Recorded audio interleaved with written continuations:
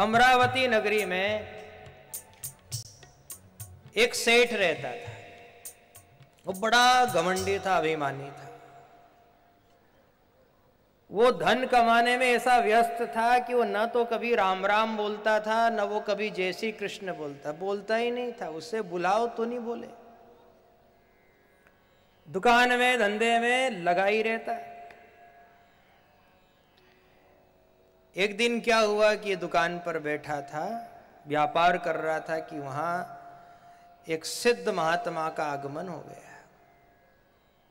सिद्ध महात्मा जब दुकान के आगे आकर के खड़े रहे तो उन्होंने उस सेठ की ओर देखा और महात्मा जी बोले, सेठ जी जय श्री कृष्ण। सेठ तो ऐसा बैठा था अपनी दुकान में कि उसने सिर उठा करके महात्मा की ओर देखा तक नहीं, पैसे गिनने में लगा रहा। फिर महात्मा बोले, बाबूजी जय श्री कृष्ण। उसने ध्यान नहीं दिया। महात्मा जी बड़े सिद्ध थे। उनने विचार किया अपने मन में कि ये तो मदांध है, इसे कैसे भी करके दंड दे करके सुधारना जरूरी है। ये नहीं सुधरेगा तो इसका दोष अब मुझे भी लगेगा, इसे सुधारूंगा तो सही। तो उन महात्मा जी ने क्या किया कि उस दुकान से एक नदी का किनारा था, वहां चले गए और किनारे जाकर के बैठ गए, भगवान का भजन करने लगे। दूसरे दिन प्रातः काल ये सेठ उस नदी पे नहाने आया। महात्मा जी ने देख लिया कि ये वही सेठ है जो जय श्री कृष्ण नहीं करे, राम राम नहीं करे, जय गोपाल जी की नहीं करे, जय नारायण जी की नहीं करे, ये वही सेठ है। अब सेठ तो नहाने आया, कपड़े उतारे, उसने डुबकी लगाने लगा। इतने में ही क्या किया उन महात्मा जी ने कि सिद्ध थे ना, तो उन्होंने अपने योग बल से उस सेठ का रूप धारण कर लिया। ये बीच में आप थोड़ी देर शांति बना दो भैया, सब तैयारी अपने आप हो जाएगी। भगवान की तैयारी भगवान ही करेगा, आप चुपचाप बैठ जाओ, सब जो जहां वहीं बैठ जाओ। महात्मा जी ने सेठ का रूप धारण कर लिया और सेठ का रूप धारण करके घर आ गए और घर आकर के अपने बच्चों से कहा कि आज तुम सावधान रहना।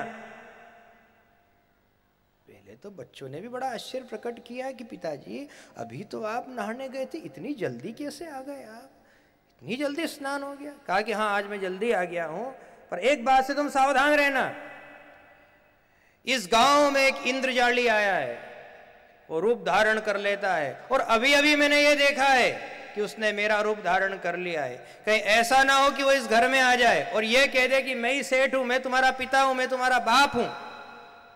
यदि वो इंद्रजाली यहां आ जाए तो तुम एक काम करना, उसको 2-4 जूते मार करके यहां से निकाल देना।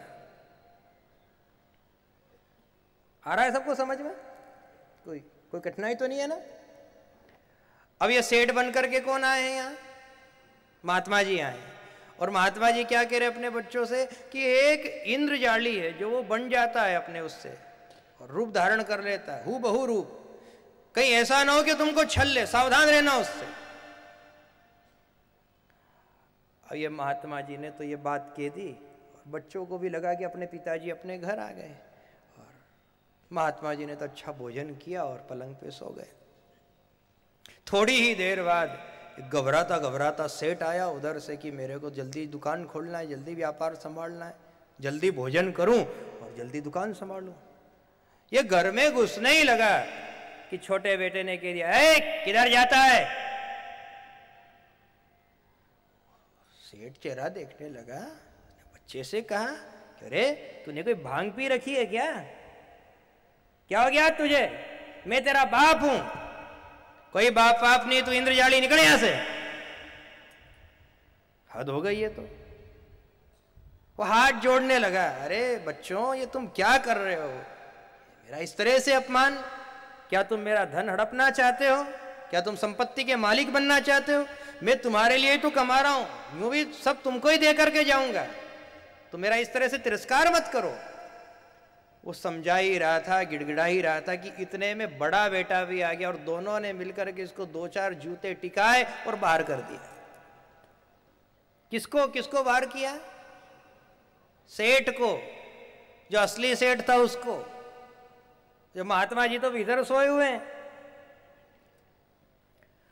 अब ये रोता रोता नदी के किनारे गया और सोचने लगा अब क्या करूं। उसके मन में एक विचार आया कि अपन गांव का जो पटेल है उसके पास चले, वो अपना न्याय कर देगा। तो पटेल के पास गया। पटेल साहब, मेरे साथ बहुत बुरी बीती, मैं इस नगर का नगर सेठ कहलाता हूं और मेरे बच्चों ने मुझे बहुत मारा, दोनों बच्चों ने मिलकर के मुझे बहुत पीटा और घर से निकाल दिया, मेरी संपत्ति को हड़पना चाहते हैं, बाप को धक्के मार करके निकाल दिया, कैसा युग आ गया। पटेल ने आदेश दिया इसके दोनों बच्चों को बुलाया जाए। दोनों बच्चों को बुलाया। पटेल डांटने लगा, क्यों रे, तुम बाप की इज्जत नहीं करते हो, बाप को गाली देते हो, धक्के देते हो, जूते मारते हो, बाहर निकाल दिया, धन हड़पना चाहते हो। उन दोनों बच्चों ने हाथ जोड़ करके कि पटेल साहब, ये हमारा बापच का है, ये तो ढोंगी है, ये बाप बाप थोड़ी, बाप तो घरे है। बाप घरे हैं? हाँ। ये जो मेरे सामने खड़ा है कौन है? कहा कि ये तो इंद्रजाली है। अब पटेल भी उलझ गया कि अब क्या करें, न्याय भी दे तो क्या न्याय दे। पटेल ने उन दोनों बच्चों से कहा कि तुम एक काम करो, जो तुम्हारे पिताजी घर सोए हुए उनको बुला करके लाओ। बच्चे दौड़े दौड़े गए तो उन महात्मा जी को बुला लाए। आए उधर से महात्मा, अब वो उनका रूप तो वही है, सेठ वाला है। और पटेल साहब देखने लगे कि ये भी एक जैसा, ये भी एक जैसा, अंग प्रत्यंग, चाल ढाल, आवाज, ये सब एक जैसा। क्या न्याय करूं, कौन असली पिता और कौन नकली, क्या बताऊं। इतने में ही वो महात्मा जी बोले। कौन बोले? महात्मा जी, कि पटेल साहब, मैं असली पिता हूं, मैं असली पिता हूं, सेठ मैं ही हूं, नगर सेठ मैं कहलाता हूं। और यदि आपको परीक्षण करना है तो आप इससे पूछ लो कि जब तूने तेरे बड़े बेटे की शादी की थी तो कितना खर्च आया था, या तो ये बता या फिर मैं बताऊं। पूछो इससे कि जब तूने मकान बनाया था तो मकान में कितनी लागत आई थी, कितना खर्चा आया, इससे पूछो, नहीं तो मैं बताऊं। अब महात्मा तो महात्मा थे, सिद्ध थे, वो तो भूत और भविष्य की जाने। पटेल ने कहा उस सेठ से, बोल अब तेरा क्या कहना है।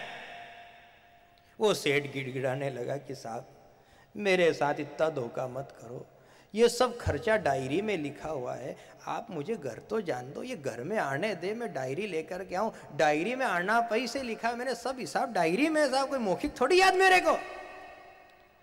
इतने में महात्मा जी बोले कि मेरे को सब मौखिक याद है। उन्होंने शादी का खर्चा भी मौखिक बता दिया और मकान का खर्चा भी मौखिक बता दिया। फिर तो सिद्ध हो गया कि असली सेठ और असली पिता यही है, ये नकली है। पटेल ने भी कह दिया कि एक काम करो, मेरी तरफ से इसको 10 जूते और मारो, और 10 जूते और मार के 5 घंटे के अंदर अंदर इसको इस गांव से बाहर कर दो। वो बेचारा सेठ तो और रोया, ऐसा गिड़गिड़ाया, फूट फूट करके रोया। और फिर वही नदी के किनारे जा करके बारंबार अपने किस्मत को कोसने लगा कि हे ईश्वर, ये क्या हो गया है। बार बार अपने कर्म को कुटने लगा, मुझे मेरे बच्चों ने बाहर कर दिया, न जाने कौन इंद्रजाली आया, वो पिता बन गया, वो सेठ बन गया, मुझे निकाल दिया। पटेल के यहाँ गया तो वहां भी न्याय नहीं हुआ, वहां से भी उल्टे और 10 जूते और खा के आया। अब मेरा क्या होगा, मेरा क्या होगा। सिर पिट रहा था, सिर पिटते पिटते शाम हो गई। और शाम के समय में फिर वो महात्मा जी आए उन्होंने वो सेठ का रूप तो छोड़ दिया और अपने मूल रूप में आ गए, और मूल रूप में आकर के उस सेठ के पास आकर के खड़े हुए और फिर सेठ जी से कहा, सेठ जी जय श्री कृष्ण, जय जय राम, जय हरि की। अब तो सेठ गिड़गिड़ाने लगा, अरे महात्मा जी जय श्री कृष्ण, जय श्री कृष्ण, जय श्री कृष्ण, जय श्री कृष्ण। गिड़गिड़ाने लगा, हाथ जोड़ने लगा, मैं पहचान गया आपको, आप वही महात्मा हो जो दुकान पे आए थे और आपने 2-2 3-3 बार जय श्री कृष्ण किया, पर मैं ऐसा मूर्ख, ऐसा घमंडी, मैं जय श्री कृष्ण नहीं बोला। मैंने जय श्री कृष्ण नहीं बोला, उसके बदले में मुझे दंड मिल गया, मुझे जूते पड़ चुके हैं। जय श्री कृष्ण, जय श्री कृष्ण, जय श्री कृष्ण, जय श्री कृष्ण, जय श्री कृष्ण, जय श्री कृष्ण, जय श्री कृष्ण, जय श्री कृष्ण, जय श्री कृष्ण, जय श्री कृष्ण, जय श्री कृष्ण, जय श्री कृष्ण, जय श्री कृष्ण, जय श्री कृष्ण,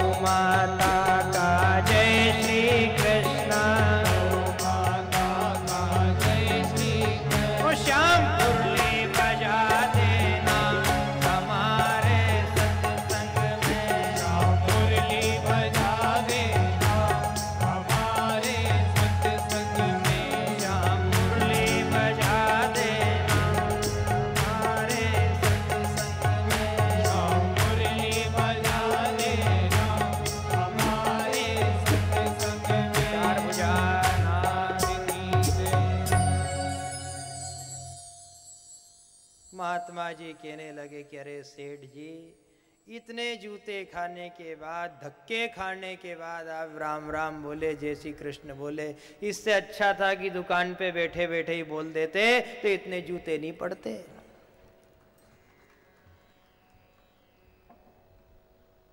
अपने अपने मन को ये शिक्षा दो और मन को समझाओ कि मन, तू बोल उसका नाम, रट उसका नाम, भज उसका नाम, जप उसका नाम।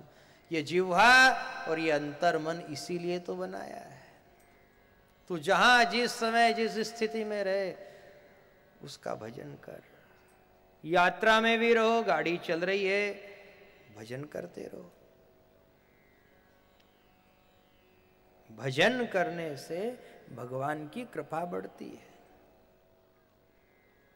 आप जितना टेंशन रखोगे, जितनी चिंता रखोगे, आप सब जानते हो, ज्यादा चिंता से ब्लड प्रेशर बढ़ता है, बीमारी बढ़ती है, घबराहट बढ़ती है। ज्यादा सोचा, ज्यादा दुखी हुए, डॉक्टर ने यही बात कही, आप ज्यादा मत सोचो, ज्यादा चिंता मत किया करो। तो इतना तो आप जानते हो कि ज्यादा सोचने से किसी का ब्लड प्रेशर बढ़ गया है।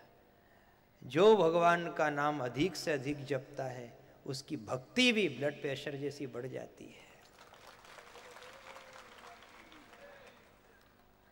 कथा सुनने से और गोविंद का नाम जपने से भक्ति का वर्धन होता है, भक्ति बढ़ती है।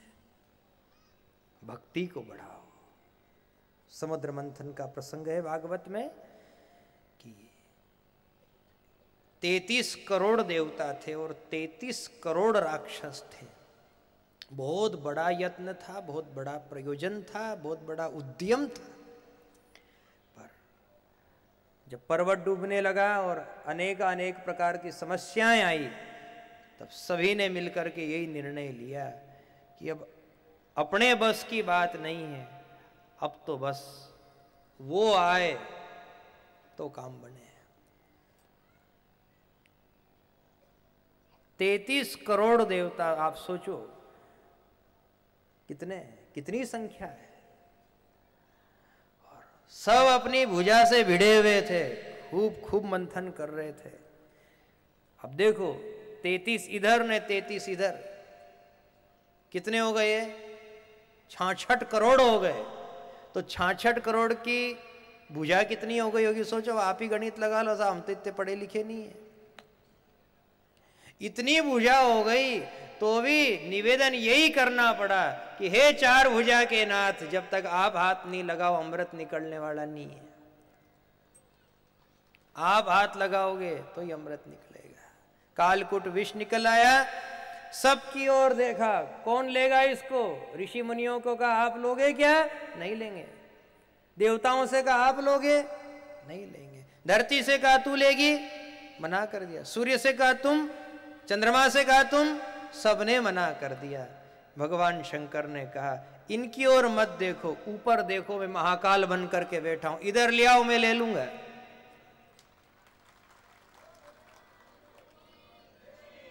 महाकाल भगवान की जय, थोड़ी जोर से बोलो।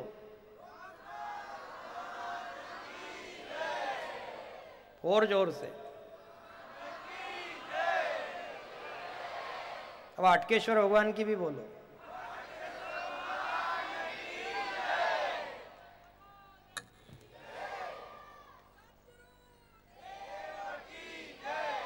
जहर पीने वाला, संताप को नष्ट करने वाला वो महाकाल ही है। और महाकाल का स्मरण करो, कालों के काल कृपाल का स्मरण करो। उन्होंने विष का पान किया और भगवान का धन्वंतरी अवतार हुआ। भगवान ने प्रकट होकर के देवताओं को बिठाया लाइन से, सभी को अमृत का पान कराया, राक्षस लोग भटकते रह गए। ये कथा है भागवत की, बहुत संक्षिप्त में आपको सुना दिया। कथा का सार यही है कि अपने हाथ किसी काम के नहीं, अपने हाथ का बस नहीं है। जब तक वो हाथ नहीं लगाए तब तक बात बढ़ने वाली नहीं है। घर में कभी कोई किसी को पलंग उठाना हो, तगत उठाना हो, तो अपने दो हाथ है।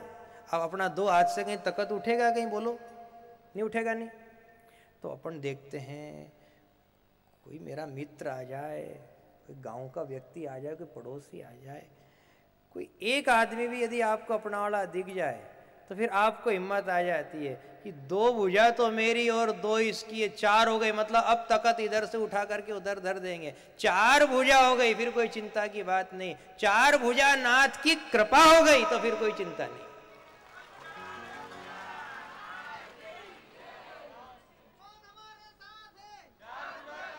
अपनी तो केवल 2 ही भुजा है ना, अब 2 भुजा है तो काएगा थोड़ी, उसमें चाहिए 4 भुजा, 2 इधर और 2 इधर। महाभारत युद्ध के बाद भगवान श्री कृष्ण ने उद्धव जी से कहा कि उद्धव, इस महाभारत के युद्ध में करोड़ों अरबों लोग मारे गए और कई स्त्रियां अनाथ हो गई, कई माँ बाप बेचारे अनाथ हो गए, उनको संभालने वाला कोई नहीं बचा। अब जिनका कोई नहीं बचा उनके लिए आज मैं घोषणा करता हूं कि मैं इस संसार में आया तो था 2 हाथ से, पर इस संसार के लोगों का दुख देख करके, इन अनाथों की व्यथा देख करके अब मैं 2 भुजा और धारण करूंगा। अब मैं 4 भुजा होकर के सारे संसार की खूब सेवा करूंगा। ये मेरी 2 भुजा जो अलग से है, ये इन विहीन लोगों के लिए, दुखी लोगों के लिए, जिनका कोई नहीं, संसार में कोई सहारा ना बचा, ये 2 भुजा उनके लिए है। सर्वधर्मान परित्यज्य मामेकम शरणम व्रज, उसकी शरण में चले जाओ, बस यही जीवन का सार है। राजा बलि ने भगवान की शरण ली, भगवान वामन बन करके पधारे और उन्होंने मांग रखी कि मुझे तपस्या करने के लिए 3 पग भूमि चाहिए। राजा बलि ने दर्शन किया, दर्शन से उनको ऐसा लगा मानो विश्व में, ब्रह्मांड में, संसार में जितने भी तपस्वी संत रहते हैं, तपस्वी ब्राह्मण रहते हैं, उन सभी के ललाट का तेज इन ब्राह्मण देवता के श्रीमुख पर झलक रहा है। तपस्या बोल रही थी भीतर से, ललाट वो आभा सूर्य की जैसे चमक रही थी। तो हाथ जोड़ लिए और कहा कि हे बटुक ब्राह्मण, आप मेरी यज्ञशाला में पधारे, आपने मुझे धन्य कर दिया, आप जो मांगो वो मैं दे दूं। आप मांगो तो 3 पग क्या, त्रिलोकी दे दूं। इतने में ही गुरु शुक्राचार्य आए और बलि को डांटने लगे, अरे बलि तू बड़ा भोला है, मूढ़ है, तू समझता नहीं है, ये कोई ब्राह्मण नहीं है, ये कोई बटुक नहीं है, ये तो छलिया विष्णु है, तुम्हें छलने आया है, तुम्हें छल लेगा और तुम भटकते फिरोगे, मारे मारे फिरोगे। इसका भरोसा मत करो, इससे मना कर दो। उस समय राजा बलि ने कहा, गुरुदेव आप भले ही रिश्ते से मेरे गुरु लगते हो, पर मैं आपसे हाथ जोड़ करके निवेदन कर रहा हूं कि मैंने आंख मीच करके भगवान का भरोसा कर लिया है।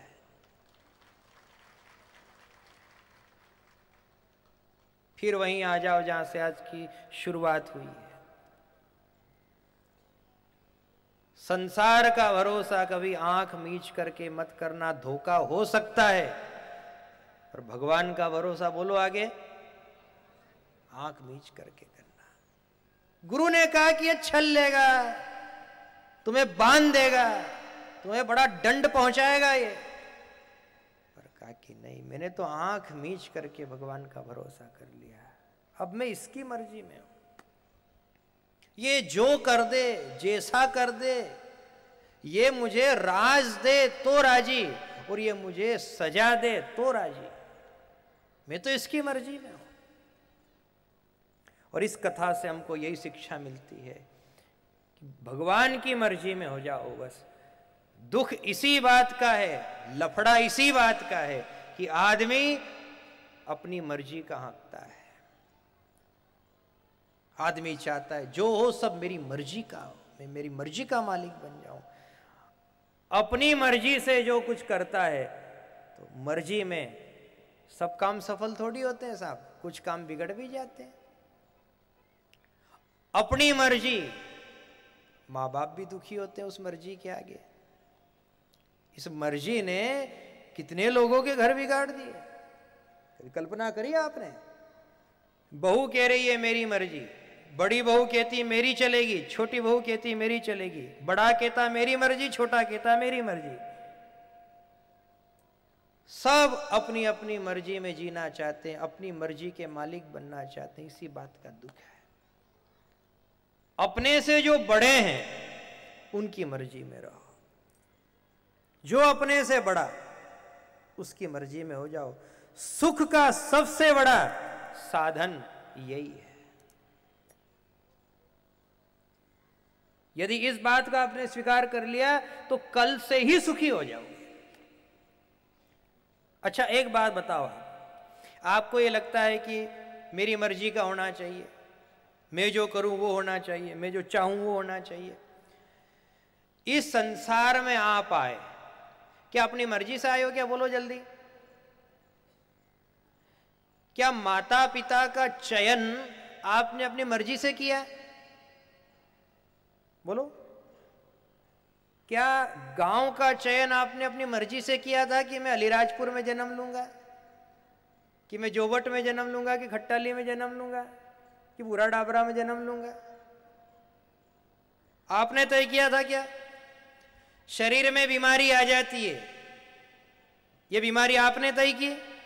आपकी मर्जी से है क्या? अरे दुर्घटना हो जाती है, कोई दुर्घटना चाहता है क्या कि दुर्घटना हो जाए? लेकिन दुर्घटना भी होती है, बीमारी भी आती है। अपना जन्म हो गया, अपने को माता पिता मिल गए, परिवार मिल गया, गांव मिल गया, ये सब ऊपर वाले की मर्जी से ही हुआ। तो जो भी होगा ऊपर वाले की मर्जी से ही होगा।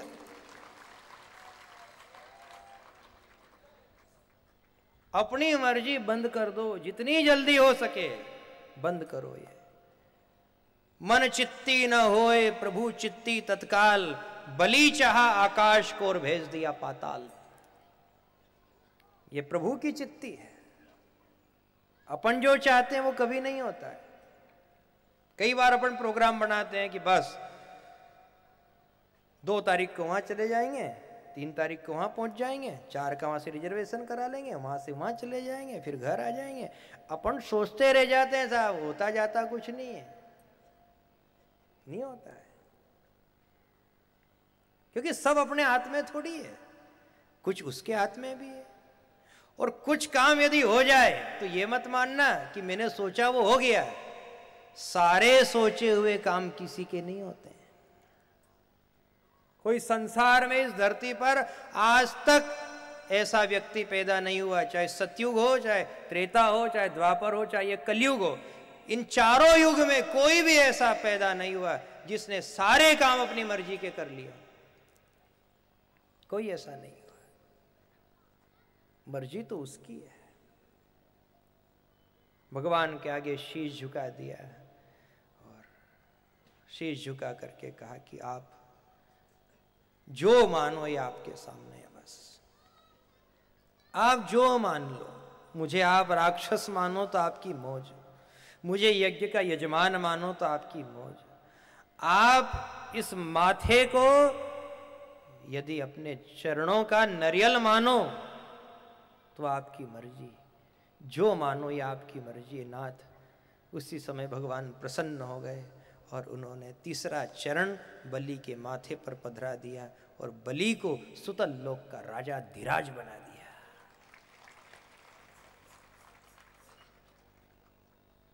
ये श्री हरि की मर्जी है। और हरि ने अपने दोनों हाथ ऐसे फैलाए और दोनों हाथ ऐसे फैला करके बलि को हृदय से लगा लिया, हृदय से। वही ह शब्द को याद कर लो आप, ह से ही हरि है, हरि में चुंबक तत्व है और ह में हरि की भुजा है। कोई किसी को गले भी लगाता है तो वो स्थिति कैसी होती है?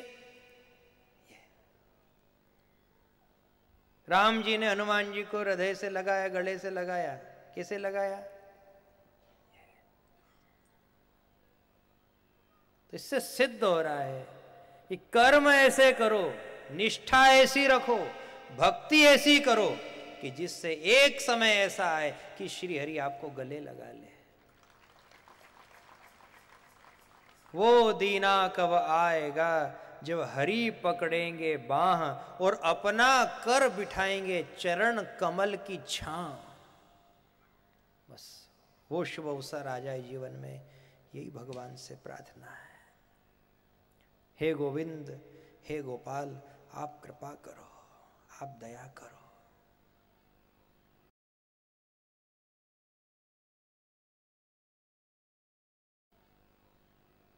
सत्यव्रत राजा ने मत्स्य रूप में भगवान का दर्शन पाया, विराट रूप देख करके कहा, प्रभु मैं आपकी माया को नहीं समझ सका। भगवान ने कहा कि आज से 7वें दिन महाप्रलय होगा, सारी की सारी सृष्टि जलमग्न हो जाएगी, कोई नहीं बचेगा, मात्र 7 ऋषि बचेंगे। उन 7 ऋषियों के साथ आप धरती के, सृष्टि के, प्रकृति के सारे बीजों को लेकर के उस नाव में विराजमान हो जाना और ब्रह्म चिंतन करते करते, कथा का चिंतन करते करते, मेरे नाम का चिंतन करते करते आप मेरे स्वरूप में समाहित हो जाना। भगवान का चिंतन करो बस, और सारे चिंतन छोड़ो, क्योंकि अपना चिंतन किया हुआ और अपना सोचा हुआ कभी नहीं होता है।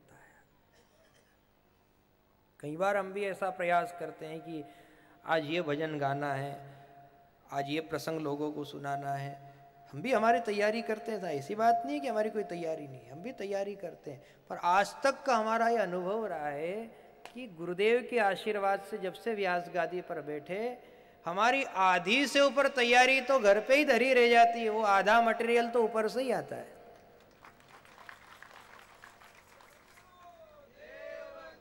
उसका चिंतन करो आप, उसका चिंतन आपको बहुत लाभ देगा। ये सब ऊपर से ही उतरता है, ये उसकी बड़ी कृपा है। भगवान राम का जन्म महोत्सव मनाया गया अवधपुरी में धूमधाम के साथ में। रघुनाथ जी अपनी लीलाओं को सभी भाइयों के साथ में और नगर के लोगों के साथ में कर रहे हैं। और उसके बाद में उनका जो भी जीवन काल रहा वो रामचरितमानस में आप सब पढ़ते और सुनते आए हैं। श्रीमद् भागवत के 9वें स्कंद में रामचरितमानस की कथा है, जिसमें कि राम जी का जन्म और जन्म से लेकर के तो रावण के वध तक की कथा, और उसके बाद में चंद्रवंशियों में ऐसा एक प्रसंग बना कि महाराज उग्रसेन के यहाँ इनका एक बेटा जिसका नाम कंस था, उसने अपनी बहन का विवाह बहुत ही धूमधाम के साथ में किया। और उसने प्रयास ये किया कि ऐसा विवाह करूं कि आज तक किसी ने ऐसा विवाह न देखा हो, किसी भाई ने किसी बहन का आज तक ऐसा विवाह ना किया हो, ऐसा विवाह करूंगा अपनी बहन का खूब धूमधाम से। तो चंद्रवंश में ऐसी कथा है कि कंस ने अपनी बहन देवकी का विवाह बहुत धूमधाम से किया। अपने बचपन के साथी, बचपन के मित्र वसुदेव जी के साथ में जब पाणी ग्रहण संस्कार हुआ तो ये भाव विहल होकर के रथ में बैठा और स्वयं ने रथ को हाँकना शुरू किया। जब ये रथ को हाँकने लगा और रथ जब नगर से बाहर निकलने लगा, उसी समय आकाशवाणी हो गई कि अरे कंसराज, जिस बहन का तुमने इतने धूमधाम से विवाह किया है, इसी बहन का 8वां पुत्र तुम्हारा काल होगा।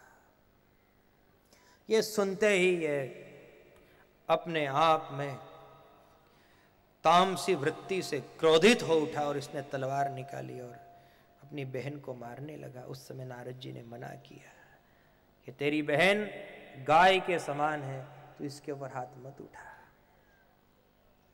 अभी भी मौका है, तू संभल जा। और आंख मीच करके श्री हरि का ध्यान कर ले, पर नहीं माना। आदेश दे दिया इनको कारागृह में डाल दो। वसुदेव देवकी को बंदी गृह में डाला। ने वचन दिया था कि जो भी बच्चे होंगे हम आपको समर्पित करेंगे। तो पहला बच्चा हुआ, कंस को समर्पित किया तो उसने मार डाला। दूसरा, तीसरा, चौथा, पांचवा, छठा, इस तरह से 6 बच्चों की हत्या कर दी गई और 7वें में गर्भपात हुआ। ऐसी कथा भागवत में। इस कथा को हम पूर्णतः शांति से इसलिए सुना रहे हैं आपको कि कथा का जो भाव है, यदि वो भाव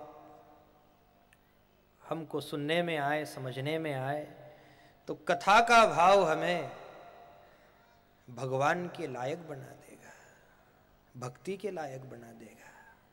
तो आपसे निवेदन, जब तक यहाँ से घोषणा ना हो, आप एकाग्रता और शांति बनाए रखें। 6 बच्चों की हत्या हुई, 7वां गर्भपात हुआ और 8वें में भगवान की तैयारी है।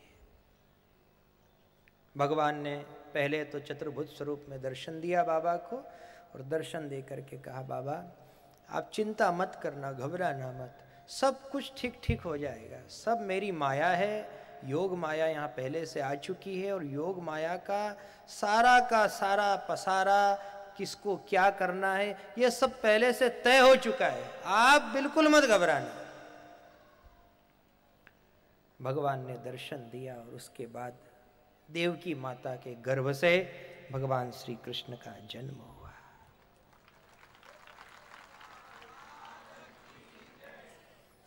भगवान ने जब जन्म लिया तो वसुदेव जी बहुत प्रसन्न हुए, बहुत प्रसन्न हुए। उनकी कली कली खिल गई। पहले के जो 6 बच्चे मारे गए थे, वो दुख भी उनके हृदय से विदा हो गया। उनको बहुत प्रसन्नता हुई कि आज मेरे यहाँ भगवान प्रकट हुए। पर मन में एक विचार आया कि आज मेरे यहाँ भगवान प्रकट हुए और वो भी पुत्र रूप में, और मैं कैसा अभागा हूं जो भगवान के स्वरूप को देख करके अपने लाडले लाल पर कुछ निछावर नहीं कर पाया। हे विधाता, ये तेरा कैसा विधान है? मेरे हाथों में बेड़ियां हैं, पैरों में बेड़ियां हैं। यदि मैं मुक्त होता, इस कारागृह से बाहर होता, तो सोना निछावर कर देता, चांदी निछावर कर देता, हीरे और मोती निछावर कर देता, गाड़ी घोड़े हाथी ये निछावर कर देता।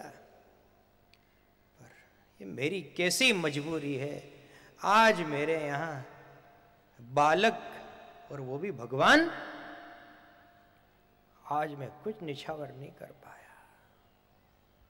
उन्होंने अपनी धर्म पत्नी देवकी से कहा, देवकी मुझे बहुत रंज हो रहा है आज। पहले तो खुशी हुई कि भगवान आए, पर रंज इस बात का है कि मैं क्या निछावर करूं। गरीब से गरीब भी 1 मुट्ठी ज्वार देता है ब्राह्मण को, पर देता जरूर है ना। 1 मुट्ठी ज्वार, 1 मुट्ठी मक्का, और 1 रुपए का सिक्का दे पर देता है। आज मैं इतना बड़ा आदमी होकर के ऐसा बंधन में बंधा हूं, मैं क्या निछावर करूं। उसी समय देवकी माता ने एक बहुत अच्छी बात कही कि स्वामी जी आप याद करो, आपने कंस को वचन दिया है, याद करो। वसुदेव जी को याद आया, हाँ मैंने वचन दिया है कंस को कि जो भी मेरे यहाँ संतान पैदा होगी वो मैं तुम्हारे सुपुर्द कर दूंगा और तुम उसे मार देना। दिया है ना वचन? हाँ दिया है।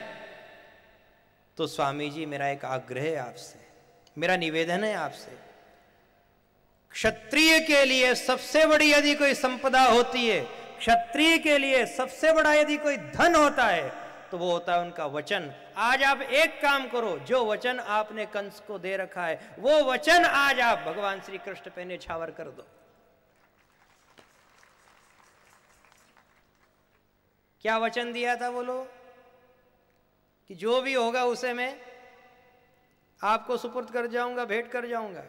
स्वामी जी आप क्षत्रिय, मुझे पता है आप वचन से डिगने वाले नहीं हो, प्राण जाए पर वचन न जाए, आप वचन से कभी बाहर नहीं जाओगे। पर मेरा एक निवेदन है कि आप यदि यही चाहते हो कि मुझे कुछ निछावर करना है तो देखो, हीरे और मोती ये तो सब तुच्छ है, सोना और चांदी ये भी तुच्छ है। अरे कोई ब्राह्मण को धन दे दे और लिफाफा दे दे, 100-500 दे दे, ये भी तुच्छ है। आप तो एक काम करो, अपना वचन ही इस लाडले लाल के ऊपर निछावर कर दो।